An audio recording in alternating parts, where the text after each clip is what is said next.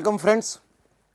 So, in our earlier videos we discussed about various strategies related to our IP portfolio management with respect to different types of assets which we have in our portfolio. We also discussed that how we improve our positioning using this IP portfolio assets. For that we discussed the role of SWOT, strength, weakness, opportunity, threat analysis, using internal factors, external factors. But one very fundamental question is there that from where those IP assets are coming in my IP portfolio, how that IP portfolio is being developed over a period of time.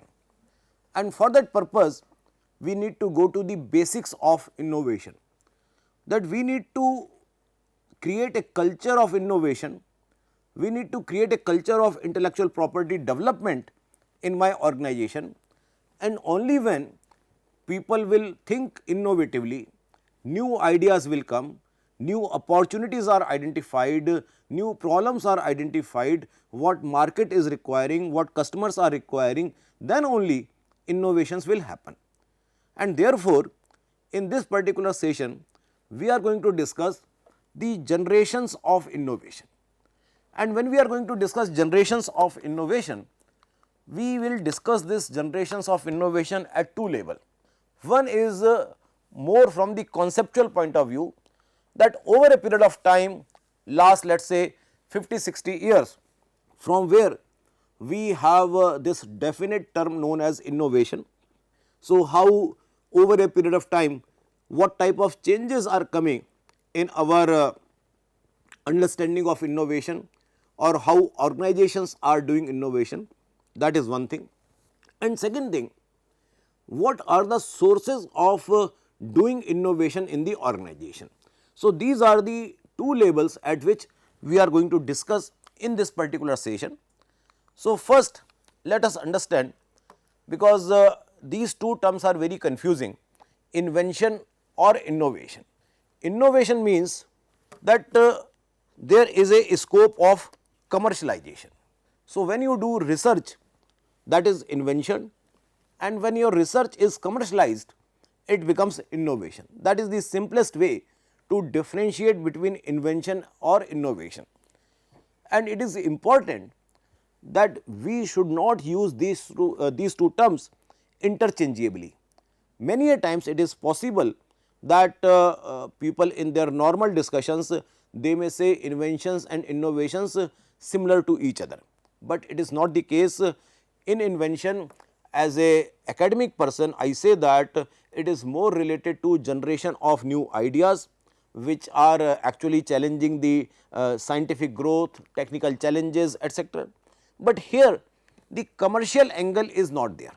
In this case, commercial, market, making products from these inventions, that aspect is not there.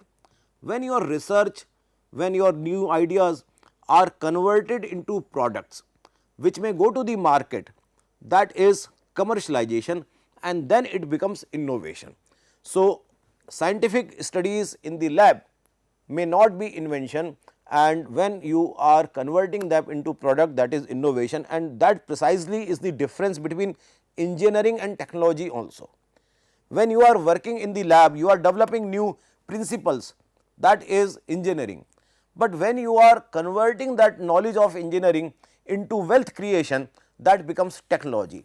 So, technology is closer to innovation and engineering is closer to invention. Now, innovation therefore, since when you are making money out of that, it must have the external understanding. It involves interaction with the customers, it involves interaction with the market and their feedback also. So, that is also a very important part of innovation, because if you are developing a product, you are developing a solution which may not be fulfilling the expectations of the customers, customer will not be interested in your products.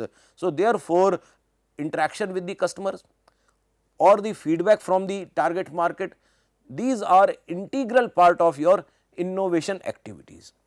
And therefore, you can now understand very easily that all innovations are coming because of invention. That is one part, but all inventions may not get for commercial success. Very few inventions may actually go to the market and become successful. So, it requires a huge amount of efforts in translating your research into commercial success, and here comes the role of people coming from the management background. Those who are doing inventions, they are scientists, they are engineers, they are researchers, but there is a gap, science and this is the market. So, the people who understand some part of technology, some part of market, they are able to bridge this gap, and here comes the role of these innovators or the students of management disciplines. Now, another important thing, when we have understood this invention versus innovation in this session, what are the different ways through which you can classify innovations? The object of innovation, where you are doing innovation, that object, whether you are doing innovations in the product, goods, services, you are continuously making new types of iPhones. Samsung is releasing around 200 new type of mobile phones every year. That is the rate at which Samsung is doing innovation in the product. iPhone is also being launched maybe every year or every alternate year. That is the kind of innovation Apple is doing. So, these are the examples of product related innovation. Method of production, business processes, marketing innovations, technological innovations, these are the innovations which are happening in the processes. How you are making your processes more environmental friendly, more energy friendly, less toxic emissions from your processes. These are some of the examples where lot of innovations are happening these days. So, all these are the object of innovation, whether it is in the product or it is in the process. These are the two broad categories, product versus process. The size of the innovation, radical innovation, which can totally change the way we are moving. So, after every few years some radical innovations happen, and then once a radical innovation happens, then for some time there will be incremental innovation. You are doing radical innovation, you are moving like this is incremental innovation, and then there will be a quantum jump, and then another wave of innovation will start. So, this is radical and this is incremental. So, you do radical, incremental, these type of. So, when you are creating radical innovations, it is the size, the impact of that innovation is really very large. Disruptive innovations, sometime it is disruptive innovations also, which is very similar to radical also, that changes the entire industry direction.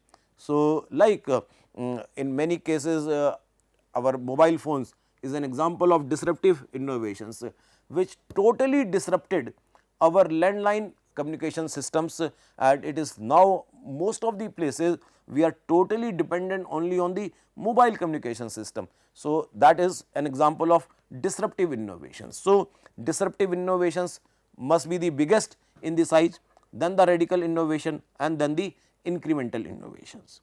Place of innovation, whether it is happening within your organization, closed innovation, whether outsiders are also involved in your innovation process, that is open innovation, where you have stakeholder involvement also.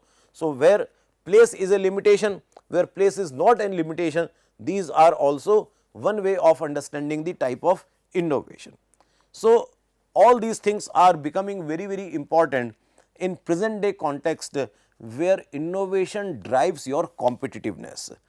Now, there are so many research papers, so much of content available about history of innovation also, that how over a period of time different types of innovations, what were the driving factor of those innovations at that time are available. So, we are going to discuss for next few minutes these generations of innovations and their specific characteristics. So, researchers have agreed that we can divide the 6 generations of our innovation journey so far, and first generation, second, third, fourth, fifth generations, these are available in this chart. Here you see that the period of these generations, though different researchers they have given or coined different terminologies for that, but more or less meaning is same. First generation is from 1950s to mid 1960s, second generation is from mid 60s to early 70s, then from 70s to 80s the third generation, 80s to 90s is the fourth generation, and almost at the end of the 20th century this fifth generation, and now in the 21st century we are going through this sixth generation of innovation models. So, as I just mentioned that different authors have given different types of names to these generations, and most of these generations are coming for a period of 10 years, 1 decade, and decade to decade the concept is changing. So, let us start with the first generation. The first generation of this innovation model, which is more or less linear kind of model, and the world was too much in trouble before this because of 2 world wars. So, this was the post second world war phenomena where people started thinking that we are done with the wars. Now, let us see what is the way of growth, what is the way of progress, what is the way of peace to live in harmony, etc. And at this time people thought of developing new products for betterment of humankind, and in this case science became the driving force of innovation. Whatever scientific inventions were happening because of the basic science development, these were converted into products, into the various kind of innovative activities. So, it was actually we know the science and we were converting the knowledge of science into the products. So, it is a conversion of pure science into the products. Now, in this particular phase we thought that it is a linear process. The diagram itself shows that from basic science we move to design, then manufacturing, and then marketing and sales. So, the direction was completely this way, it was pushing. So, whatever science we know, we were pushing the products based on that scientific knowledge, and in this case we were very less concerned about the market needs. I think that is the biggest drawback if I see from today's point of view. In fact, it is also very interesting to see that when I try to analyze this entire development from my 21st century knowledge, I can easily say that this approach lacked the market connection. But I need to be more realistic. The condition of 1945, 1950s, that what used to be the condition at that time. So, if I see from that perspective, I must realize, I must congratulate those people that they started thinking on a new direction, rather the direction of the war and conflicts.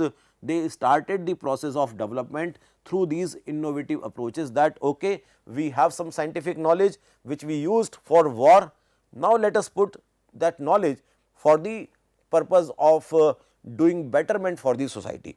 One such very good example is knowledge of mathematics optimization. The operations research subject which many of us know, that operation research was mostly used during the World War period, that how you optimize your resources, army resources in the battlefield. After the World War, all those mathematicians were free and they started using the same knowledge for the betterment of the business organization. Today, OR is a very integral part of any business management course, because now we understand it is more relevant for business than anywhere else. So, it's somehow a very constructive direction which people or scientists of that time started working on. The second important generation after this push approach, the second generation is emphasizing on the market and consumer needs. Now, it is also a relatively linear kind of model as our first generation model, but here we are understanding the need of the market, and therefore, this is known as market pull, demand pull, need pull model. That was the technology push. Now it is pulling, that okay, market has the requirement and market needs this type of product. So, I will put that type of product to the market. So, here now we have started thinking about the customer, about the market, and this is a big difference between first generation and second generation. However, after realizing the need of the market, we were not involving too much those customers. We have understood your requirement. Now we are going back to my organization, we will develop a product and we will supply that product to fulfill your need. Whether it is actually fulfilling that need or not, that was not that much of my concern.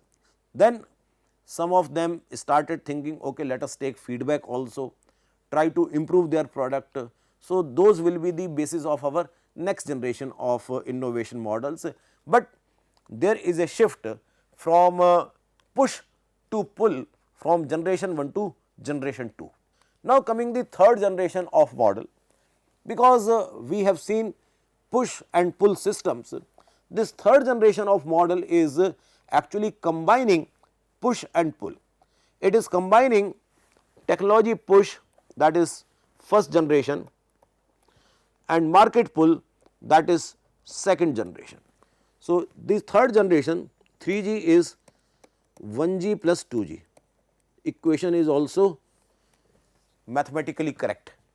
Now, in this case you have needs which are coming from market, that is 2G, and new tech which is coming because of your scientific strength is 1G, and then you are using both these approaches for providing products to the marketplace. So, this is a hybrid kind of model of innovation which came during the period of 1970s onward. So, in fact, it looks more logical that whatever strength you have, you should use that strength. The basic of this model is, whatever strength I have to do my SWOT analysis of my portfolio. After doing the SWOT analysis, whatever strength we have and whatever needs of the market are there, I will identify few needs out of those large number of needs which I can fulfill from my available strength. For example, let me tell you that at IIT Roorkee, we have so many engineering departments, we are doing research in so many areas, but there are about 5 different departments in our campus which are only around water. There is a department of water resource management, there is a department of hydrology, there is a department of alternate hydro resources, then there is a civil engineering department, there is mechanical engineering department which also takes care of water related activities, and there is a center for dam safety also. So, all these departments are connected with water kind of issues. Now, when we have so much of resources available to water, so much of expertise related to water, that may give 1G, that we will push technologies related to water. But then we also realize that there is a problem of safe drinking water. Society needs some solution which can provide safe drinking water.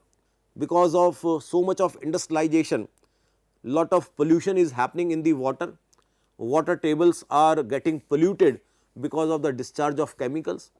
So, a lot of research and development, a lot of good solutions are being developed by our researchers to solve the problem of this water pollution, and how to create some kind of portable solutions for cleaning the water. So, that is a a good example of combining the market need and your technology available with you or the strengths available with you. Then comes fourth generation of innovative models, and this fourth generation of the innovative models, which is post 1980s, it is basically built on the linear innovation models, and not only linear, but it has so many feedback loops also. You are moving from this stage to this to this to this, and here as we just saw that there is a technology push also, and then this is a market pull also. So, when you are getting driven by both the ends, that technology is pushing, market is pulling, so what type of product will come? Here we need iterative loop. Why iterative loop? Whether I am understanding the market requirements correctly or not. What understanding I have of the market may not be the correct understanding. So, continuously I am developing the products and I am taking the feedback of the market. This is the and similarly when I am having the technology push, I am also giving feedback that what further improvement is needed in my technology base. So, this is a model where at every step there will be feedback loops, smaller feedback loops which will create some kind of testing of my assumptions. So, you need to create multiple experiments, you need to create multiple experiments in this fourth generation of innovation model, where you have assumptions, and through those experiments you test those assumptions whether I have understood it correctly or not, and with this iterative process I am moving ahead in my innovation journey. So, the important thing in those of this fourth generation model is that we started working on feedback systems. In first three models we had more or less linearity, only one direction of movement, start to end. But now we are having feedback systems, iterative system at every stage. Now it becomes slightly more complex therefore, because you have added more feedback loops in this process. So, obviously it was supported by a lot of use of technology, and you need to have more speed in this case. Otherwise your products will be developed in infinite amount of time, because everywhere feedback system is there and loops are created. So, rather moving ahead, there may be a chances that you are continuously moving only in loops and loops. So, how that forward movement will happen, and therefore these models are considered to be more complex models of innovation journey.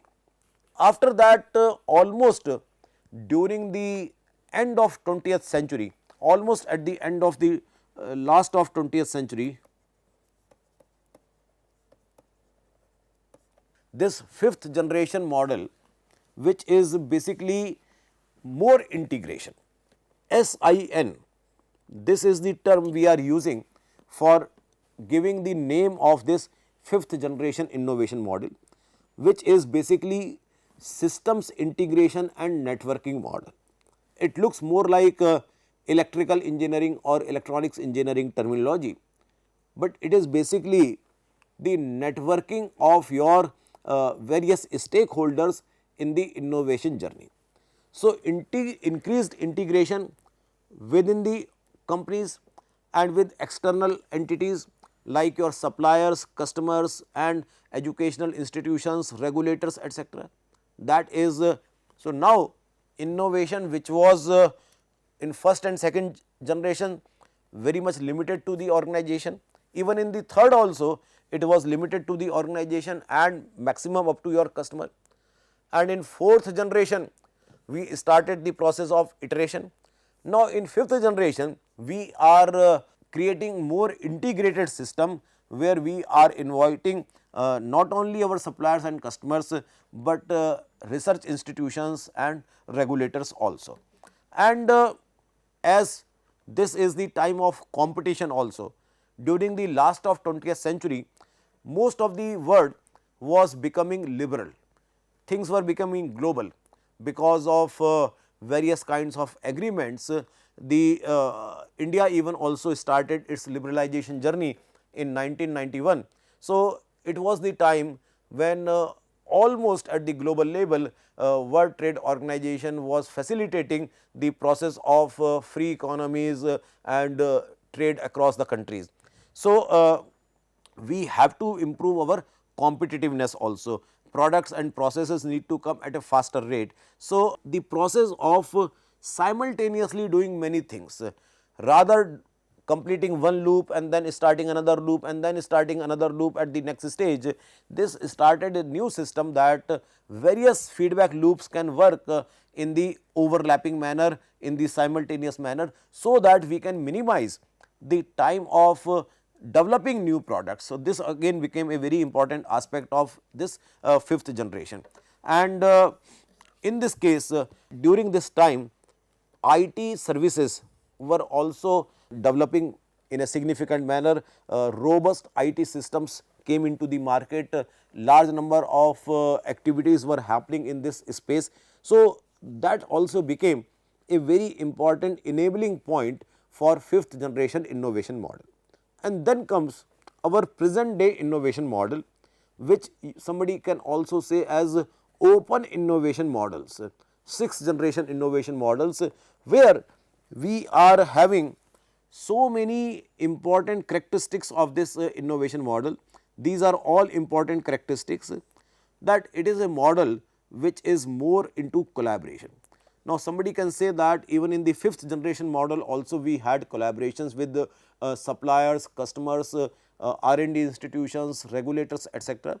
But here collaboration may go even with your competitors also. So, it is the much bigger kind of collaboration, where place has no limitation, whether your innovation is happening within your organization or outside the organization. So, many innovations may happen in a collaborative way. External inputs are also very important. External inputs, particularly from the customer side. When we are talking of this sixth generation, terms like co-creation becomes very important, where external people, your competitors and your customers, they also give inputs in this kind of innovation model. Lot of knowledge sharing happens, knowledge exchange happens in this model. It is free, and there are various types of you can say platforms we are creating, where people are sharing their knowledge.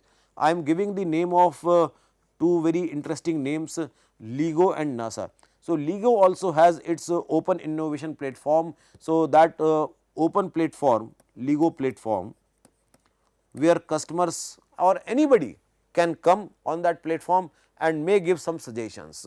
So, it becomes a very important source of new ideas for these organizations. Similarly, NASA also does. Many of you must have heard about hackathons, etc. these days, whether it may be AICT organizing hackathons, various private business organizations also organizing hackathons, etc. That is also an example of open innovation models. You are taking lot of external inputs, you are creating the network through which knowledge sharing is happening. Inbound and outbound innovations are happening, that is also a very important characteristic of open innovations, where you are creating innovations not only in your organization, but outside the organization also. It is iterative, which is because of the regular feedback, but agile also, very fast. You cannot take much time. All these things are helping you to become agile. We need faster rate of innovations. So, this open innovation model facilitates that faster rate of innovations. Ecosystem development, we create a culture of innovation, we create a culture of IP portfolio management. So, because when you become the part of my developmental activity, so you understand the nitty gritties and then you will appreciate the effort. So, ecosystem development is also there. Risk reward sharing. Now, when there are so many collaborators, so much of knowledge sharing, knowledge exchange is happening. So, whatever, so in this model one very interesting thing happens, that risk is also distributed among all the key stakeholders, and therefore, whatever gains are there, that gains are also equally need to be distributed. So, risk and reward sharing is another very important characteristic of the open innovation cases. And many of you may be knowing terms like design thinking, etc. So, those things are basically helping us in facilitating the open innovation model, and those who know design thinking, they also know that these are the customer centric approaches of innovation, where customer is in the center and everything comes around to provide solutions for the problems of the customer. So, these are the important characteristic of this open innovation model. So, with this we understood that what are the different generations of innovations, and currently we are living in a period which is more characterized by open innovation models, and with this we come to end of this particular video. Thank you very much.